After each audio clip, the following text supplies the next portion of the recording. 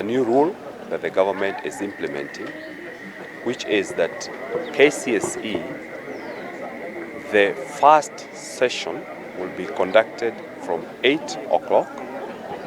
Then the center managers will return those scripts to the container and they will collect the second session paper at 12:30.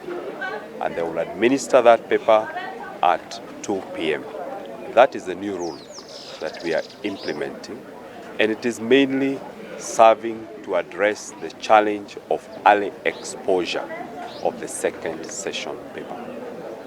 The second rule, and which has been there, but we are emphasizing it, is mobile phones.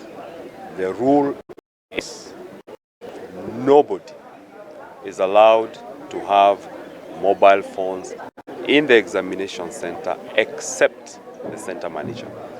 All other phones should be kept in the center manager's office. Adhere to that rule, I am sure the challenge of early exposure of the second session is going to be addressed permanently.